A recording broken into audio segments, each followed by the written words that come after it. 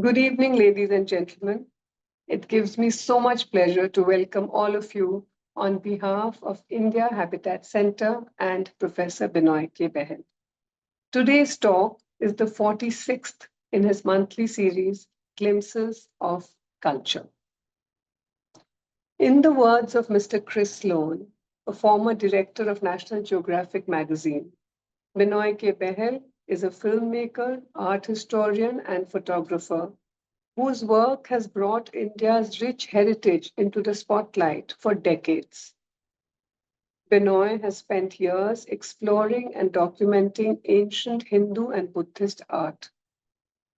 His camera has captured over 50,000 images and monuments, from the intricate cave temples of Ajanta and Ellora to the stunning sculptures at Badami and Lipakshi, revealing details that many have never seen before.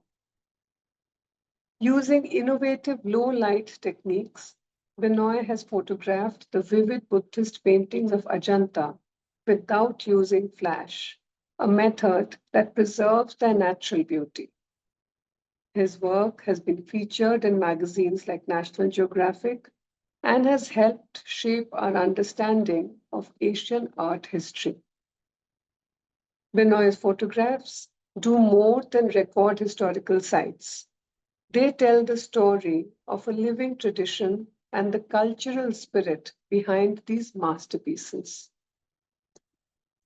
Whether he's roaming ancient ruins or bustling modern cities, Benoy K. Behl's passion for art and history shines through his work. His friendly, inquisitive approach has made him a trusted voice in the world of art documentation, inspiring many to appreciate the beauty of Hindu and Buddhist art. Today, in our journey through the history of Indian art, Professor Behl takes us to the medieval temple bronzes of Tamil Nadu. These are amongst the most beautiful treasures of Indian art heritage, and with his deep vision of art history and the philosophy which underlies it, he takes us on an exquisite journey of understanding and responding to these masterpieces. Ladies and gentlemen, Professor Benoy K. Behl will speak to us about Darshan of the Divine, his film on Chola bronzes. Thank you for your attention, and over to Professor Behl now.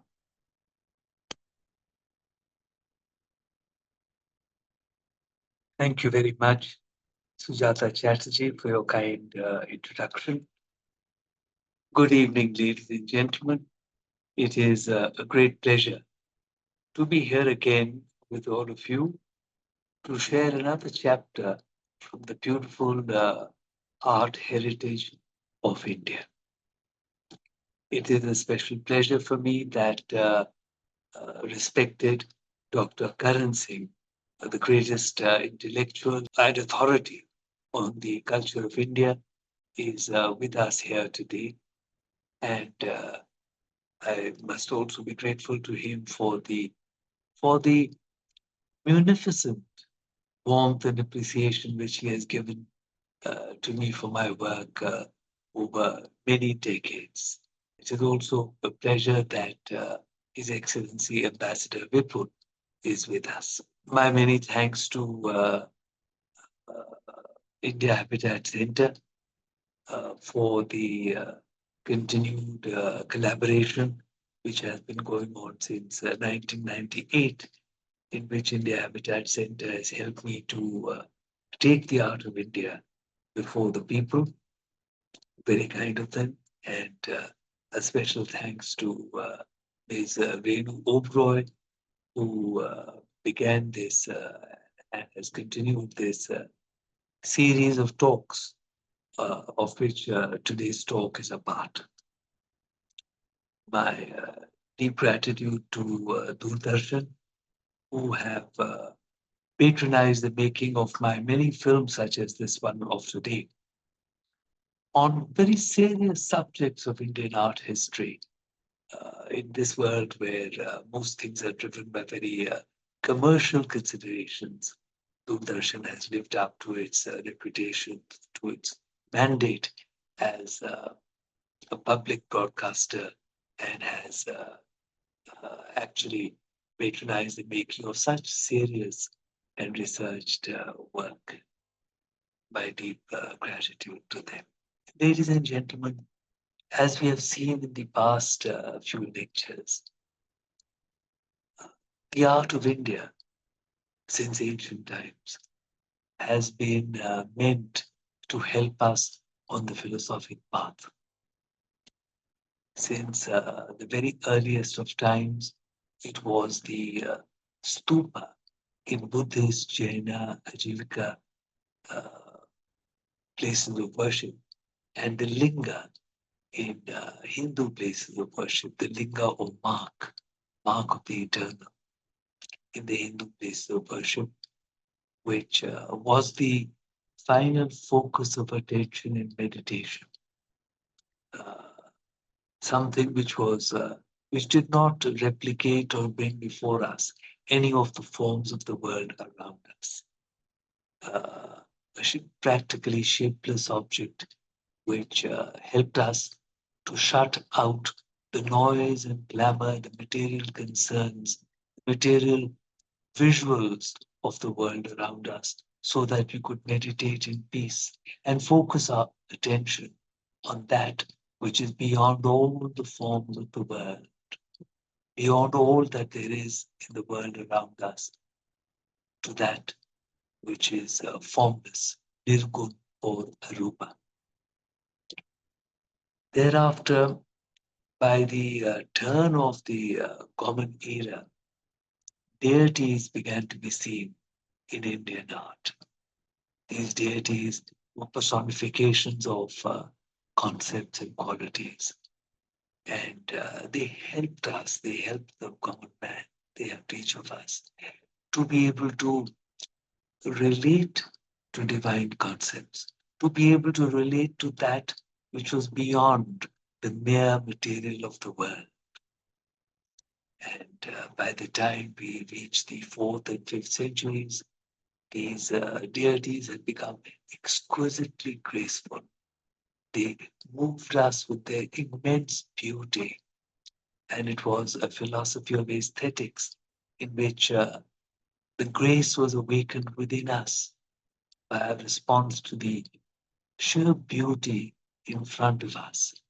And we were transported to a realm in which we had left behind the concerns of the material world, in which we were looking towards a unity with the divine, which is inherent and beyond all that we see. Beyond that, as we see in this film, in the second millennium, there was formed the concept of the further concept of another yoga, the yoga of Bhakti, the yoga of deep and personalized, rapturous love of the Lord, a rapture and ecstasy in which we completely forgot ourselves in our emotional connection to the divine.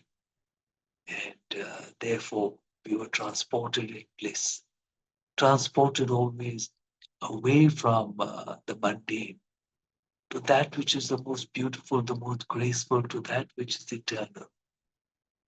And in all this, it was a great challenge always for the artist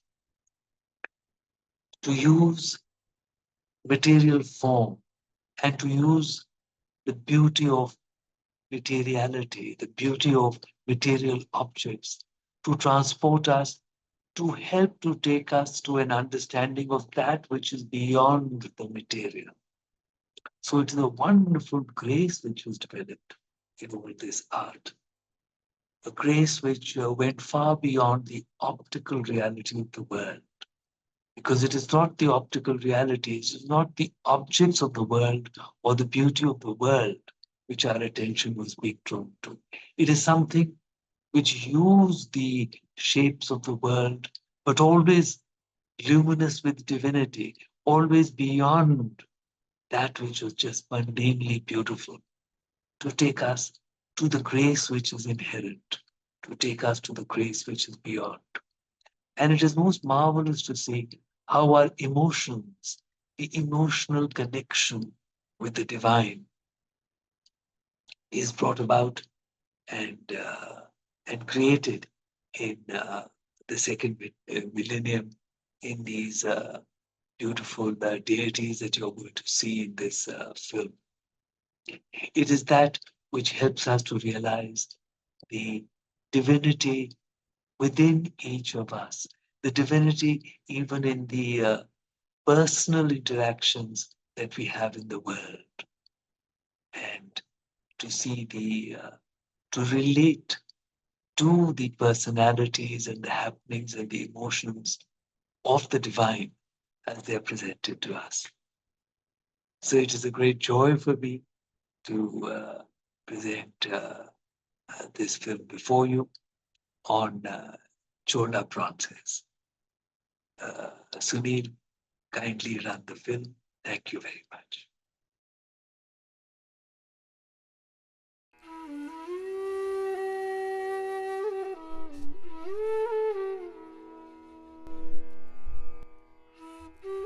According to ancient texts, the deity in the sanctum of the Indian temple is depicted closest to its all-pervasive nature.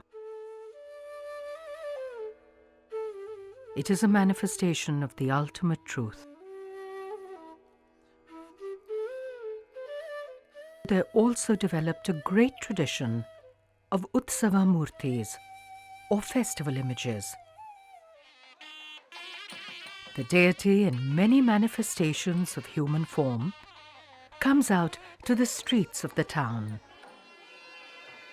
Sometimes he performs a journey to a place of pilgrimage. He may be taken for a ritual bath, or even to the seashore to enjoy the breeze.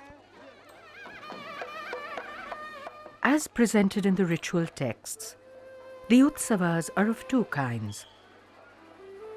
These take place as a regular part of worship, in which the deity may make a circumambulatory tour of the temple, and those which occur once in a week, month, and year. The most important are the grand celebrations called Maha Utsavas, which are annual celebrations. In all these Utsavas, the deity leaves the sanctum and becomes approachable to all. The abstract, all-encompassing reality is given a form which we can relate to. A human form with emotions we can understand, even as a family man with a wife and child. It is the human form, luminous with the beauty of divinity. By about the 8th century, the Utsava Murtis in the temples of Tamil Nadu began to be made in bronze. This tradition of bronzes, which reached its height in the rule of the Cholas, resulted in some of the finest works of Indian art. A very different tradition of modeling was followed here in India, and particularly in the South Indian bronzes, where unlike the European tradition of using models, the images were all made using mnemonic techniques, whereby the craftsmen were meant to memorize dhyana shlokas, which describe the attributes of various goddesses and gods, and they used the Talamana canon of measurement to essentially visualize the image and then sculpt it out of their own imagination rather than using models. In the skilled hands of devoted artists, the metal images communicated the majesty and dignity of the deities, as well as the suppleness and dynamic movement of their bodily form. These are remarkably expressive and graceful. They convey the spiritual fervour of the artists who made them. These works of art are a part of a divine architecture, where the deity manifests himself in forms which awaken the bliss and the peace within the viewer.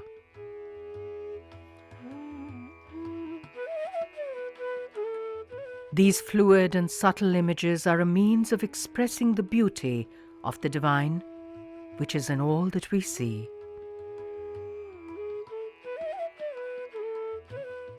In medieval Tamil Nadu, Hindus worshipped their deities in shrines within their homes and in temples. From the time of the devotional saints, from the 6th and 7th centuries onwards, many temples were built. The Chola period from the 9th century saw the increasing emphasis on grand temple structures. Many brick temples were rebuilt, and starting with the early 11th century, the tallest and most impressive temples were made. These edifices were like great cosmic palaces, inhabited by large numbers of deities. The Shaiva Agmas and the Vaishnava Samhitas, the sacred texts which guide the rituals in temples, prescribe the procession of Panchamurtis, or 5 images, in the great temple festivals. With some 40,000 temples in Tamil Nadu, we can see how the art of making bronzes flourished here. Temples dedicated to Vishnu had a limited range of icons. Vishnu was represented with his consorts and in his avatars in human form as Krishna and Rama. The processional images of Shiva present him in many forms. We see him as a family man in the Soma Skanda icon, with his beautiful wife Uma and child Skanda. As Bhikshatana, we see Shiva as the enchanting mendicant. As Veenadhara, we see Shiva as the lord of music. His lower hands would have held the veena, a stringed musical instrument. Many bronzes are also made of Shiva's wife Parvati and their sons Ganapati and Kartikeya. The sacred texts also mention Bhaktotsavas, the festivals of the devotees of the Lord. These celebrate the 63 saints of the Shaiva tradition and the 12 saints of the Vishnu temples. On the day of the procession, the bronze image of the saint is taken in front of the deity, and his compositions are recited before it. The most magnificent image in the bronzes is the Nataraja, Shiva in his cosmic dance. In this dance, he creates and destroys the world. The richness of symbolic meaning in the Nataraja image makes it one of the greatest icons created by man. The circle in which he dances is samsara, the cycle of life and death in this illusory world. In one hand he holds a drum, whose heartbeat sound represents the creation of the world. Complementing the moment of creation is the simultaneous destruction of the cosmos. In his other hand, he holds the fire with which he destroys the world. The lower right hand offers solace to the devotee, granting fearlessness with the Abhay Mudra. The lower left hand points to the raised foot. This foot springs up from the back of the dwarf of ignorance, of forgetfulness of the truth. The dwarf, Apasmara, is crushed under the right foot of Shiva. Under the raised foot, the devotee is promised refuge from the turmoil and confusion of the world of illusion. The dance is wild, as we see from the coils of Shiva's hair which fly in all directions. Yet, the expression of the Lord is serene, and the many limbs are in perfect balance. At the center of all the dynamic movement is the stillness of peace. I think that notion of serenity or of stillness after agitation, the Shantarasa, is something that animates much Indian art. But it's to be cherished precisely because it's seen against a context of agitation and of non-repose. So, once again, the viewer or the worshipper is not invited to look at a desiccated, dry, abstract idea of serenity. It is actually a hard-won serenity that is placed in counterpoint to the invitations as well as the agitations of the material world. So it's this notion of counterpoint, the interplay of opposites, which for me truly defines the genius of Indic art. In his hair, Shiva has Ganga, the heavenly river, as she passed through Shiva's locks on her descent to the earth. The Chola artists imaged deities as graceful, languid beings. There is always a sense of repose. Minute details, such as the gentle swelling of bellies, bring these bronzes alive before us. These bronzes also mark great technical achievement in the arts, where metal was flawlessly molded to give form to the intangible. The material never dominates the image, which moves the viewer through the perfection of its beauty. A balance is achieved in the dancing icons, where Sambandar balances on one foot, his arm extended in a posture that is dynamic and graceful. Nuances, such as a heel raised off the ground, show an effortless naturalism which goes far beyond photographic reality. We can relate immediately to the shyness of Parvati as a bride. Her companion gently places her hand on Parvati's back, encouraging her to move forward. The Kalyana Sundara Murti is undoubtedly one of the finest expressions of world art, where individual emotions are translated to a universal plane. As Shiva clasps Parvati's hand when they are married, the onlooker relates to the divine through emotions, which are so closely a part of his own life. We are reminded of the divinity of life in all its moments. Thus, life in the world is fully celebrated.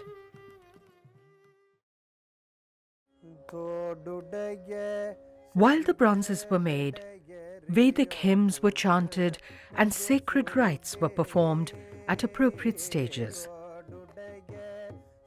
They were elaborate rituals of establishment, similar to those of the main temple icon, whereby the divine presence was infused in the images.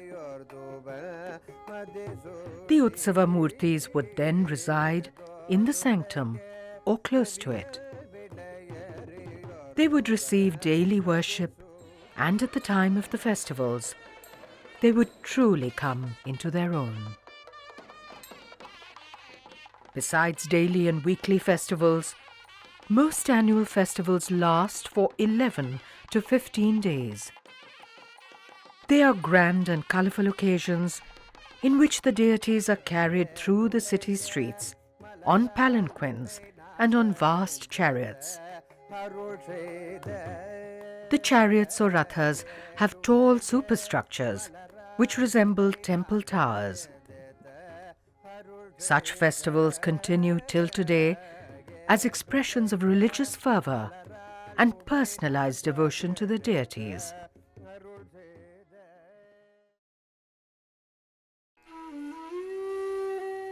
Tamil saints of the 6th to the 9th centuries brought a very special quality of Bhakti to religious practice in Tamil Nadu. Bhakti is a wholehearted devotion in which the worshipper becomes so immersed in the adoration of the Lord that he loses the sense of his separate self. It is a joyous path to the ultimate unity with the divine, out of love and its rapture. It's a matter of mind, isn't it?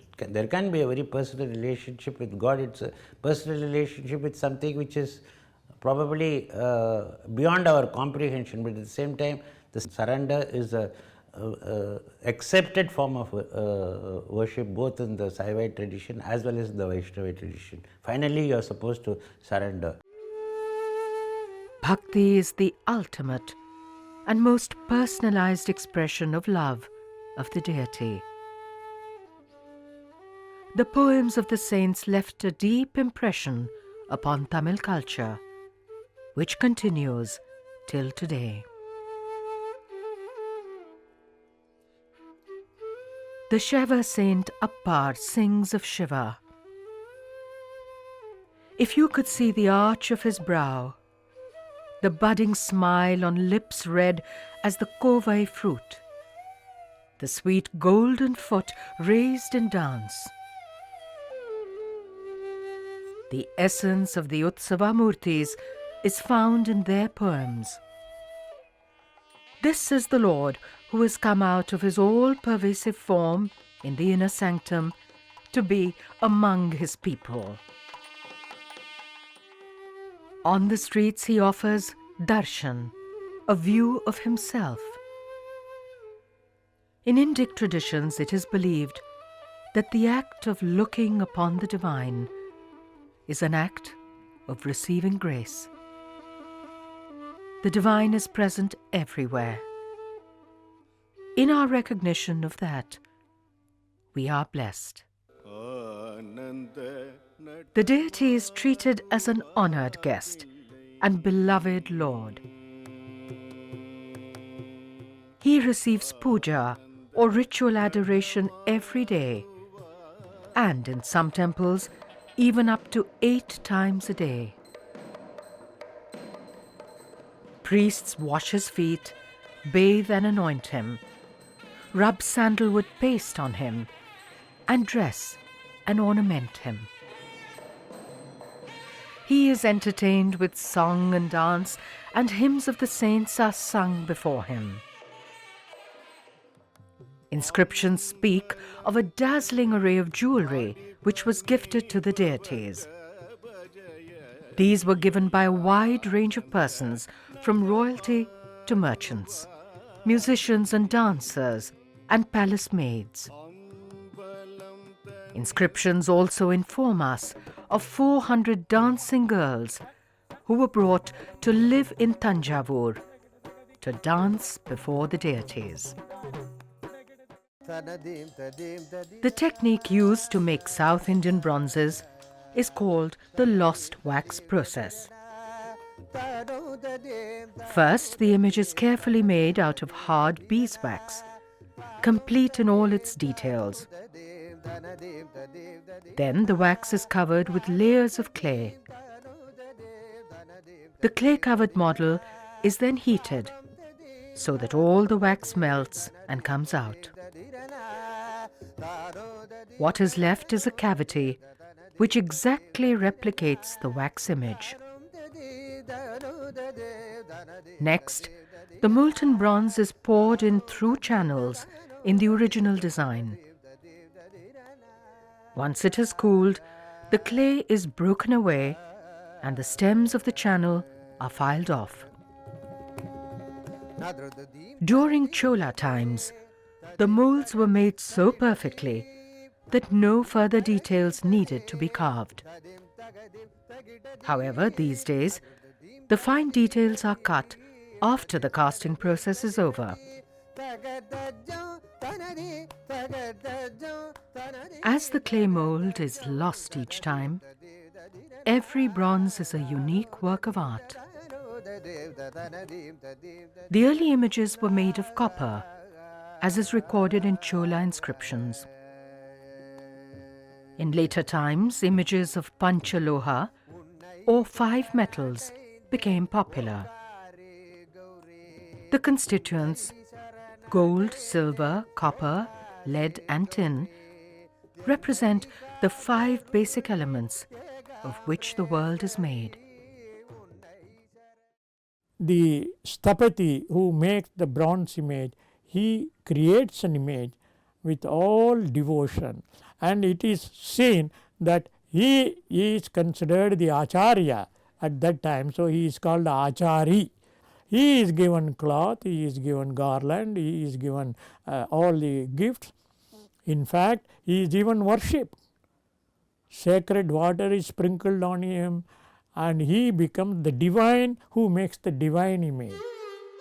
The passion and the devotion of the Tamil saints and other devotees are well expressed in the words of the saint Sundarar.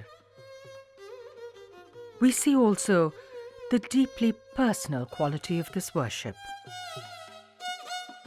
Great Lord of Mercy, you have placed yourself in my heart, and now nothing will let me forget you.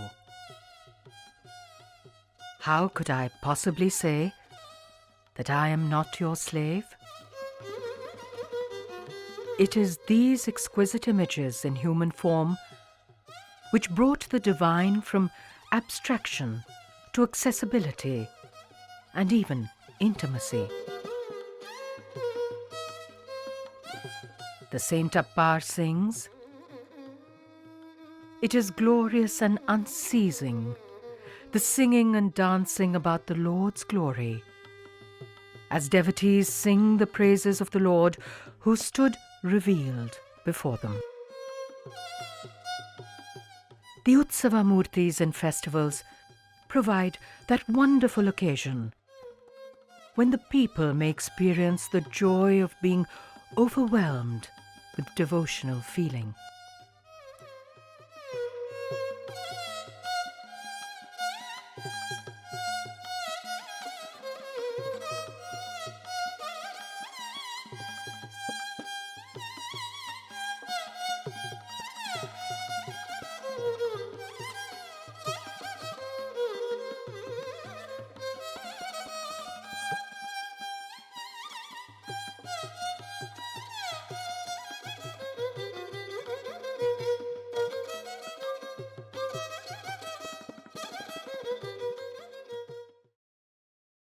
Thank you very much, Sunil, for an excellent screening. My many thanks also, and again to Sujata Chatterji, who makes it possible for me to do all that I do. My apologies that in the earlier part, the earlier talk, I spoke of the second millennium, but actually I meant to say beginning with the latter part of the first millennium. What a joyous experience this is. The joy of being overwhelmed by devotional feelings for the Lord. How absolutely marvelous. What beautiful paths towards divine knowledge. What can be a more beautiful path towards the losing of all the negative qualities within us, all the avarice, all the desires, all the selfish cravings which are so much around in human experience. To put all this behind, to be overwhelmed by personal love of the divine. And how wonderful for the philosophers and for the artists who are expressing the philosophy to create these images that we can respond to, that we see and we are carried away by, and we are able to lose ourselves so completely in all this. Create another world in which we are far from the noise and clamor of the material world, lost in all this. It was a great joy shooting this film as a part of my 26 films on the sculpture of India. And the most beautiful of the bronzes were in the Saraswati Mahal Gallery in Tanjavur and in the Government Museum in Chennai, and also in the National Museum in Delhi.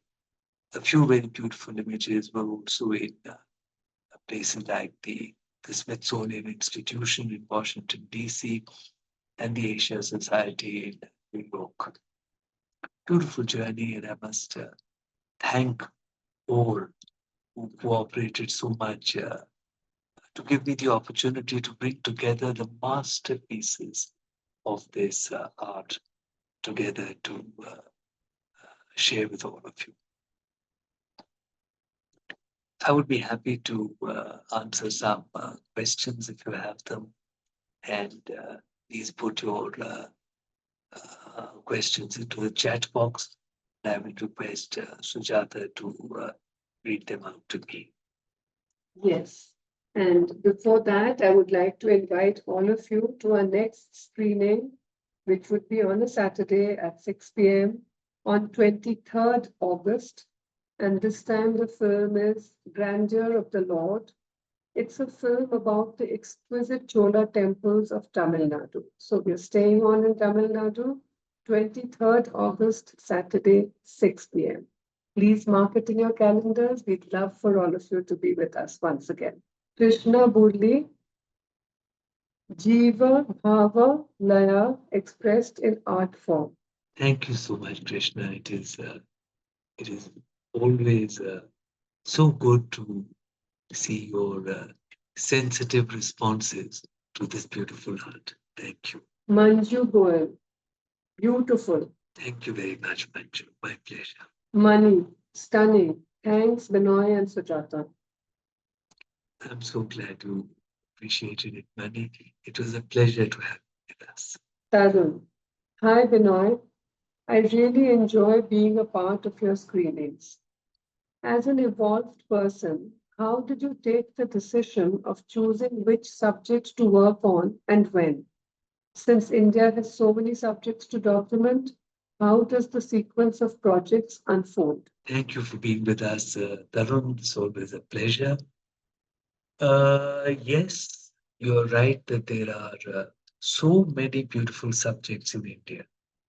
I have, on the whole, made about 148 films covering so many different areas.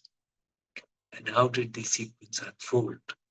The most significant sections of this journey included in 2001, I set about the making of 26 films on the history of painting in India. In 2006, I set about making 26 films on the history of sculpture in India. In 2010, it was I took on the making of 26 films on subjects of Indian art and culture that I had noticed while in my journeys. Beautiful subjects. The series was called Spectacular India. In the meantime, there was also a series of films on World Heritage Monuments of India. I also made another film series of 12 films on the story of Buddhism. Actually, I did nothing else except work. It was very many years of not a single Sunday off, waking up normally at about 3:30 in the morning, working through the day, often traveling so much that it was one night in one place, being constantly on the move. Of course, with very careful planning in advance to make all the shooting possible, including permissions and so many other things which were involved. And I could only keep thanking the powers that be, the grace of the divine, that I was given something so wonderful to do that it automatically created the energy inside to keep going, uh, continually satisfying, satisfied with all the joy of the work, which fed upon itself, and it was the journey of learning, continuous learning. So yes, Tarun, that is a sequence of these events. Thank you. Mani, how apt the description that these exquisite forms awaken one to the fact that beyond the optical reality of the world, we may behold the luminosity of the divine. Thanks again. Yes, Mani, I'm so glad that you appreciate this so well. And it is something quite amazing that, that the beauty of these images are meant to take us finally beyond beauty, through beauty, but beyond beauty, to realize, in fact, the shunyata, the emptiness of it all the rupas, all the forms of the world that we see around us. It reminds me also that the most revered linga of Tamil Nadu is in the Chidambaram temple. And here, when the silver curtains are set aside and you look beyond to see the linga, what do you see? You see nothing at all. And true knowledge survives in the temple priests, and they inform you that this is the most Upanishadic presentation beyond form itself of the linga, the mark of the formless eternal that there is. So from the formless linga to the most exquisite images that transport you through emotions which are so personalized, through this entire range, this whole gamut of human experience, to take you beyond human experience. What a wonderful journey. What a wonderful philosophic thought. Very difficult, I'm sure, for all of us. But what happens within this philosophic process is that while the great abstract is not achieved, the understanding of the formless eternal, and it may never be achieved by most of us, of course. But while we're on the journey, we are transported to grace. And that grace helps us so much. The grace helps us to remain within dharma, the duty to all that is around us, to our understanding, our sympathy, our compassion to all that there is in the world around us, and creates a joyous interaction with the external world. Thank you again, Mani. It's a pleasure to answer. Prakriti Vandana, thank you for sharing this beautiful film with us. I have a question. How can I identify the Chola bronze art from other bronze arts? What are the main characteristics of Chola bronze art that separates it from other ones? Yes, Prakriti. I would request you to join us for other screenings and to discern for yourself the different qualities of the art of different periods and different geographical regions of the country. It is the same philosophic thinking behind it all, but through time and through geography, the expression becomes varied. So please look at all the different places and times of the art. You may also like to take a brief look at my book in 2 volumes on the art of India, which covers the art from north to south, east to west. And you may see for yourself what are the what are your responses to the stylistic variations. Thank you. That seems to be it. Do you want to share anything about upcoming films at Habitat? Yes, we have been giving this course at a weekend course at India Habitat Center to share the history and appreciation of Indian art. It is again going to be held on Saturday and Sunday, the 20th and 21st of September. And you need to apply in advance to India Habitat Center and book your seat. It would be lovely to have you with us to take you through this journey in a very concise and very intensive form. Thank you very much for being with us.